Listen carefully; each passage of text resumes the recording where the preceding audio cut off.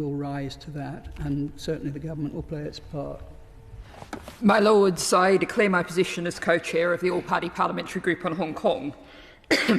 The reports this weekend and the allegations that have emerged are, I know, of great concern to the large and growing community of refugees and exiles from Hong Kong in the UK, as also students from Hong Kong. This follows a few months after the bounty of $1 million Hong Kong dollars was put on the heads of 8 activists around the world, 3 of whom live in the UK.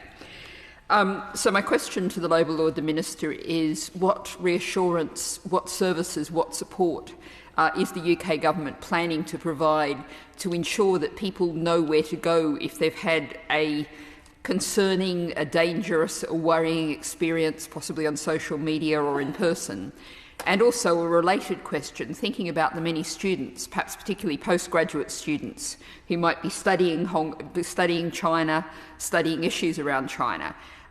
They may be approached, perhaps perfectly innocently, perhaps not innocently, by someone who might be an agent of the Chinese state. Does the government have advice for them on what steps they should take to make sure that they are able to act appropriately in that situation and protect themselves and protect the rest of us?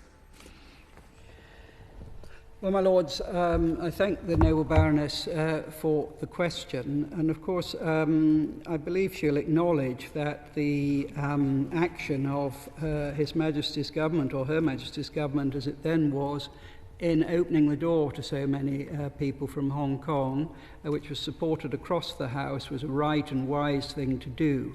And I hope that she will recognise that. Obviously, in that region of the world, we are seeking to be active to constrain China. It's seeking to extend its malign influence, and I know with her background she'll very much welcome the AUKUS arrangement. Well, I'm very disappointed to see her shaking her head, because I think that is certainly something, that's a reaction that might be shared in quarters that we're now discussing. But, my Lords, if the Hong Kong bounties are intolerable, unacceptable, anybody who has any sort of threat should obviously let that be known to the authorities. We take that extraordinarily seriously. We will not tolerate any attempts by China to intimidate and silence individuals in the UK or overseas. The UK will always defend the universal right to freedom of expression. Why are we here, my Lords, in this chamber, and stand up for those who are targeted?